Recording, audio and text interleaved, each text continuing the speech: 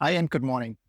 Today I want to talk a little more about Bitcoin and the basic idea behind Bitcoin and how it has changed over the years. So since it was established in 2009, how did the idea change? You probably know that around 2009, there was the white paper of Satoshi Nakamoto, and he released the white paper finding a solution for basically the double spending problem. That means we used to have electronical money before, like eCash or other projects that have been working, have been shut down by governments, or have found their end in a different way, but they all could not solve the double spending problem. What is the double spending problem? To explain it in very simple terms, you are not able to send the same amount of Satoshis or money or Bitcoin to somebody else. You can imagine this: if you send a digital photo to a friend, you are also able to send this exactly same photo to a different person. With money, that was also the case before Bitcoin.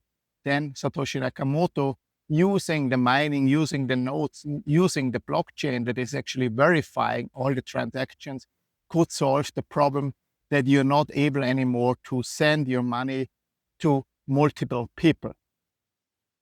It was actually intended to be a cash to cash system. So it was basically intended to make payments. Then, after more and more adoption, we ran into the problem that the Bitcoin nodes are getting really full and blocked. Transactions take a long time. At the moment, I think the average transaction time, the average settlement time, this is different because the transaction time, if you use a credit card, this is not settled. This is important to understand. So you make a payment with your credit card and your credit card will be able to pay it, but the banks in between, they're not settling it immediately. So the money still stays at these banks and they settle around once a day. With Bitcoin or with almost all the other cryptocurrencies, they settle immediately. Bitcoin takes around 10 minutes at the moment to really settle immediately because there is no intermediate. The other person, the receiver of the payment, usually needs to wait 10 minutes in between to receive it. Well, yes, we have the Lightning Network, and this is where our journey begins to understand or to reveal if we're still following the basic idea of Bitcoin and where are we going? How is this new industry leading us maybe into a different direction we didn't want to go or Bitcoin was never intended to be? Looking at the Lightning Network, yes, it's a very good solution that you can pay fast and it's usable in everyday life. The problem with it is that you have to trust other parties. If you're not running your own Lightning node, if you're not technically and know how to set it up yourself, you have to trust, again, a middleman. We could say this is not really a problem because it's not big amounts. And I see it quite in the same way. If you just use it for smaller payments, but which is usually used, the Lightning Network, then it's not really a problem. But basically, it's not really following the guidelines. It's not really following the basic idea of Bitcoin because for most of the people, there is a middleman implemented, the one who's running the node. And theoretically, they would be able to block or interfere or do something. So it is more following the cash system, the cash idea, but it has a middleman for most of the people. So it's not really following that. So that's the Lightning Network. This is fine in my eyes. It helps us to use Bitcoin also as digital cash. But we have to be careful with a lot of the other things that are coming up. I've talked in some of my other videos already about lending and all these new forms of investment vehicles that come into Bitcoin. We have to be very careful about that. If you are a classical investor, if you usually in the stock market. For you, this doesn't make much difference, because if you've read the book, The Great Taking, then you probably know, or you should know, that your assets, your stock assets, are not belonging to you anymore. I would highly recommend to read this book if you have not read the book. You can also do a research on YouTube, search for The Great Taking, and you will find information or interviews with the guy who is actually pushing it forward and really going to all the congressmen. And they already had some hearings in front of the Congress and in front of parliaments. What happened actually in the US, and unfortunately also in Europe, in most of the countries, is that they silently changed the title.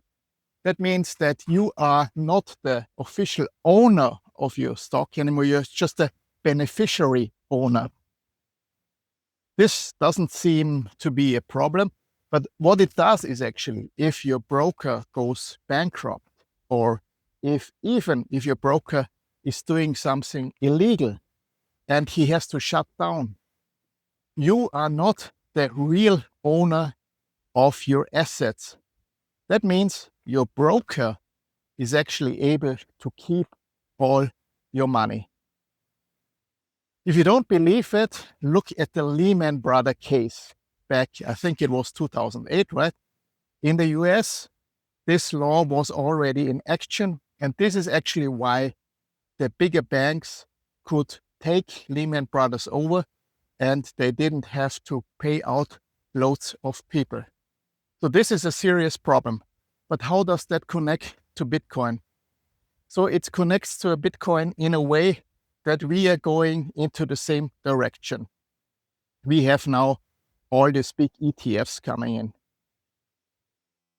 We have Bitcoin ETFs, BlackRock, ARK, all the big players are coming in, and people can invest into Bitcoin and Ethereum, and soon Solana, I guess, and some other meme coins.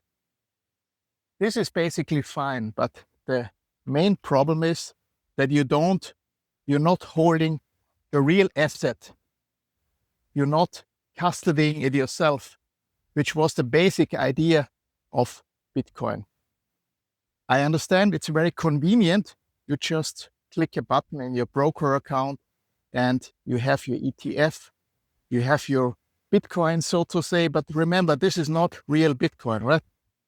You don't really own anything. And we actually don't really know if, for example, BlackRock or some of the other investment houses are really buying these underlying assets. We just have Bitwise publishing their key, or just Bitwise publishing their wallet address, where we can actually check if they bought the Bitcoin they tell us. With BlackRock, we do not know if they're really buying the asset. And I have discussed this in my video yesterday, are they really buying it? Because why are we seeing so many investment houses, so many companies now coming in with billions? They're investing billions, and a billion should actually bring up the Bitcoin price 3%, around 3% at the moment. So it's very strange to me. So you are basically giving away the power. You're not holding the power yourself. I understand you don't have to care about where the keys are. You don't have to take care of your assets, and they just handle it for you. It's very convenient, but you are not in control. And that was the basic idea of Bitcoin, that we can actually get out the middleman and do everything ourselves. So we don't have a middleman anymore that we have to trust. Bitcoin is trustless. So you need to understand this. This is one way. The other way is, don't leave a lot of assets on exchanges. So if you buy assets on Coinbase or Kraken or wherever you want to buy it, don't leave it there for a longer time. Especially if countries get into conflict with other countries. We have seen that in the Russia case. We have seen that with a lot of other countries that are suddenly into some kind of war or have some kind of sanctions. It already happened that also accounts from people that are holding these passports, they get frozen. Still, we have not a very clear situation what is going on in crypto. It always seems like, especially in the US now, everything is settled, everything is nice, and we can just use crypto like we want. But especially in Europe, I don't see any changes or much changes. I see more and more restrictions. It's still not easy to transfer it or buy it with a bank. You're still not sure, can I buy it, can't I buy it, will they close my account? And more regulations are coming in. So we have this MiCA law, then we have from January on, lots of stuff is not legal anymore. You have to KYC everywhere. You need to, privacy coins are getting delisted and privacy coins getting banned in 2027 and so on. So the regulation. So what I want to say with that is be aware if you have it on your exchange. It can be frozen, it can be gone, can be locked, it can be hacked. We have seen this big Bybit hack where they hacked 1.3 billion or something like that. We have just seen the Coinbase hack where a call center in India has been compromised. They gave them some money, and then basically what happened is they released customer data and they used the customer data to tell the people that they are called, the customer client, the Coinbase clients, that they are directly from Coinbase and they have to make some transfers or stuff like that. So be careful about that. The most dangerous thing that I see coming, I say dangerous. It can also be a very good thing if you know how to use it and if you understand what is going on behind it, is the landing. So you land against your money. You have to be very careful.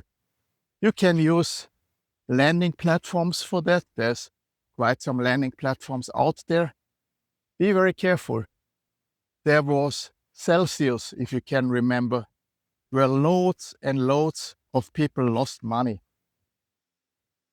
They put a lot of money there and they have been landing against their money or they have been staking on the platform. What happened then? It turned out it's a total fraud and it shut down and people lost loads and loads of money. Also FTX, when you remember, also they shut down.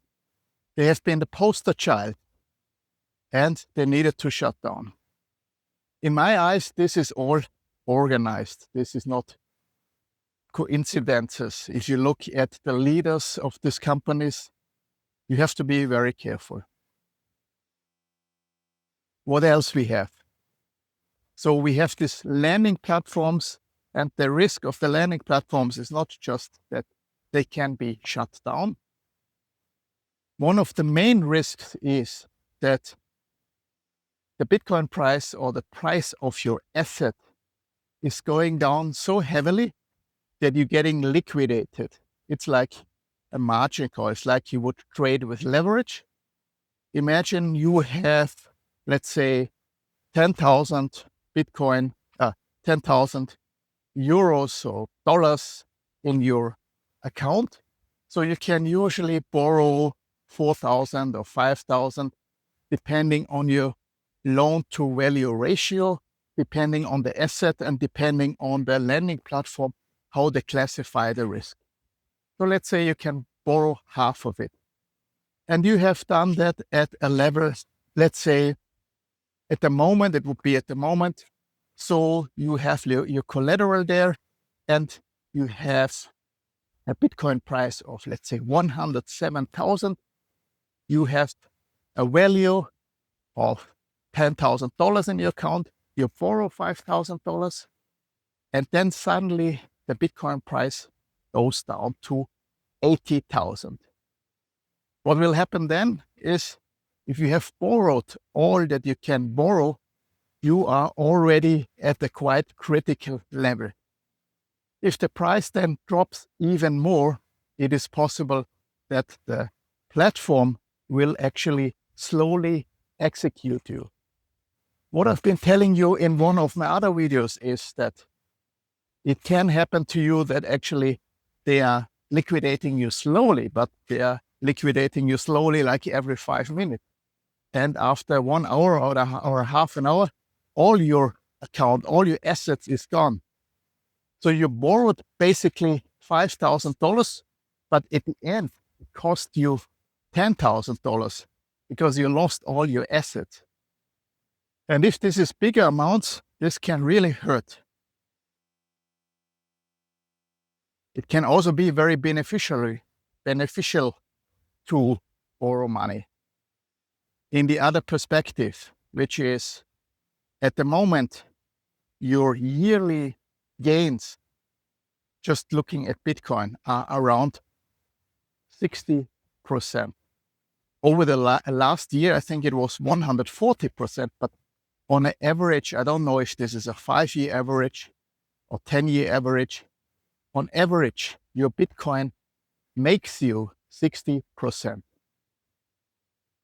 So if you manage to do it very clever and you're not worrying about the third-party risk that the exchange could be shut down or your lending platform could be shut down at any minute, and you're also aware of the fact that somebody, some entity, some government, or the exchange or the lender itself could just lock you out or block you for whatever reason, then when you do it clever, meaning that your loan to value ratio keeps very low, so that in our case, the price could maybe go to 50 or 40,000, to a level which is very, very unlikely that the asset will go. You really need to play it very, very safe. The levels have to be very low. Then you could say it is actually quite a clever strategy. You can, so to say, borrow money for nothing if you manage to play the game right. That would mean that you're not borrowing maybe at the beginning, you borrow very little amounts. That could be you have $20,000 there, you borrow 5,000. Still you have this 20,000 there, and in 1 year they should be 30,000. So you make like 10,000, you've just borrowed 5. So you're still 5 in profit, even that you have borrowed 5,000. The other advantage of borrowing is that in most of the countries, I don't know if there's a country where you have to pay tax on money that you're lending. It's all possible. Now we have unrealized capital gains tax in some of the countries coming. But what I want to say is, also from a tax perspective, you don't have to worry much because you're borrowing it from the platform. It works in a way that you can decide on most of the platforms. Do you want to borrow stable coins or do you want to borrow fiat money? And if you want to borrow fiat money, you have to put in your contact details. The majority of the platforms will just send you the money to your bank account if your account information on the lending platform matches the name on your bank account. Then they will send it to your bank account and you will just receive the fiat money. You will receive your dollars or euros or whatever they are available, whatever they can send you. And this is usually very fast. It can happen within 10 minutes or 1 hour, depending on the region and the banks. You have it in your account and you can spend it with your card. You can also send it, if you have like a crypto card, you can also send stable coins to your crypto card and then basically spend it through your crypto card. What you could also do is you could lend some money, buy some assets at a low point, This is quite a risky strategy, but if you manage to get into a project when there's extreme greed in the market, for example, extreme fear, then price goes up, maybe doubles. You sell the portion that you actually have profit, and then you convert it to a stable coin again, and you can send it back to your lending platform. So you're reducing the borrowed asset, you're reducing the borrowed money, and still your Bitcoin is getting more and more valuable over the years. So this is a very good strategy, but please be very careful. This is not easy to do. It sounds very easy, but we are underestimating what can happen in the market.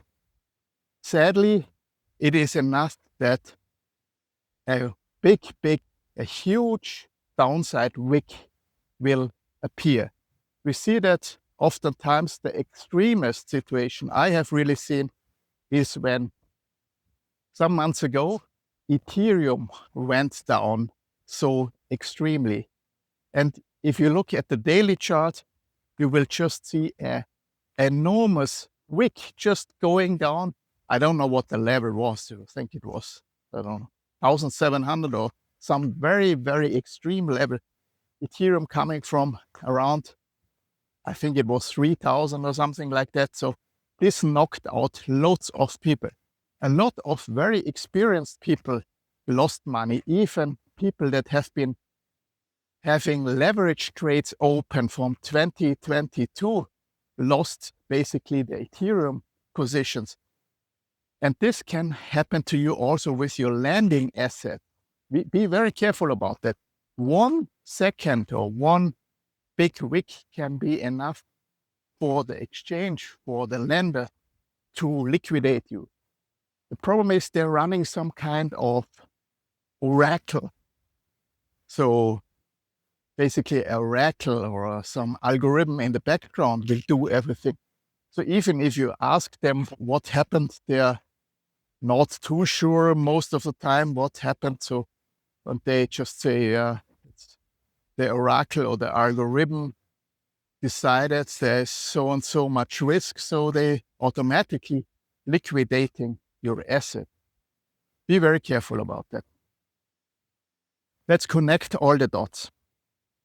So you see now the first thing that is not really like it was set up originally with Bitcoin is the payment, right?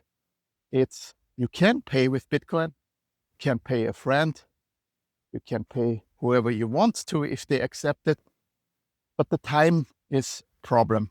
If you imagine you are at the supermarket and it would take 10 minutes for you to pay, it would work in a way that you pay and you have to queue up, and then the cashier will tell you as soon your transaction is through, right? And then you can leave the supermarket. So the Lightning Network solves that in a way. I'm not sure if this is the better solution or the good solution. If you want to dig deeper into that, I would strongly recommend to read Roger Ver's book, Hijacking Bitcoin. He's talking a lot about how actually parts of the industry are taking the protocol, Bitcoin protocol, into a direction it was not supposed to go, just to make some additional benefits or establish a business for them implementing or working on the Lightning Network, because there would have been the opportunity to just make the blocks bigger and develop into a different direction. Let me know what you think about that in the comments. I don't really have a strong opinion on it. It doesn't really matter. If you just look at the white paper and we look what is going on, we can clearly see that it is now more a store of value and not digital cash. This is fine for me. I like Bitcoin as store of value. It's very controversial, but I don't think it's a good idea to use your Bitcoin in real life to pay. I understand that if we want the world to accept Bitcoin, this is the only way that we can achieve it. I'm more of opinion that this is unreachable. If you look at the world, if you look at humans, how they reacted over the latest years, I don't believe that it's possible to wake them up and push them into that direction. So my belief is that it's much better at the moment to spend your fiat money, if you have any fiat money. So spend your dollars, spend your euros, spend assets that are inflating very much. You can learn this in countries that have hyperinflation. As soon they get the money out of the ATM or they get the money in the bank account, as soon they have it, they will run and buy something for it because the assets are developing or the fiat money is devaluing so fast. Also, we have seen that in Germany, we have seen it in Venezuela, we have seen it in Argentina. So they buy some assets. In this case, it would just be like some food or some TV or some pot or whatever, because this asset or this thing is holding the value much better than this worthless paper. In the Western world, it's not going that fast, but still we have a realistic inflation rate around 14%, I would say. Let's just calculate with 10, very conservative. Even the government tells us we have around 2.6 or something. So let's calculate with a conservative inflation rate. You have, let's say, 10,000 euros in your bank account. Well, that's great. You should think like, if I have it in a bank account, if you have this old, traditional, especially European mindset that you have to save in your bank account, what will happen to you is most likely you're getting almost zero interest on your money. So the next year, basically, you go to your bank account, you look at the numbers, well, it's still 10,000, right? The problem is the buying power of the money is just around 9,000. If you leave it there for 10 years, it's still 10,000. How big is the buying power of this money? It's around zero. It's very clever because the numbers stay the same and we try to forget. We don't really remember what eggs or milk or food cost like some years ago. It's the same in Europe when they have invented the euro, when we went from our local currencies to the euro. If you then make the calculation what that has been costing in the original currency, it was extreme amounts. If I calculate it now, it is really crazy amounts. So be very careful about that. If you want to lend, if you want to give your assets out of your hand, be careful. This is the one part. A very short next part is, yes, you should hold your own keys, but this has at least the same risks as the other side, I would say. There are quite a lot of solutions already that will help you to keep your assets quite safe. So we've talked about hardware wallets. There's other solutions where you have a part of the key with yourself. There's like, I'm talking about this Casa, these companies that will hold one key for you and help you to set up the other environment. It really depends how much money you have. If you have lots of money, you need to find a reliable, unbreakable, unhackable way to store your crypto. A Shamir backup would be a good idea, or you have multiple signers. It has to be set up in a way that you are not able to unlock it yourself easily. What that means is you need to go to a certain place, call certain people, do certain things to have access to all your assets. I hope this video was useful. If you want to check out the link below, we're still running this challenge where you need to find seed phrases. These seed phrases can unlock a wallet. The first one who can unlock the wallet will win what is in the wallet. So good luck, and I see you in my next video. Thanks and bye-bye.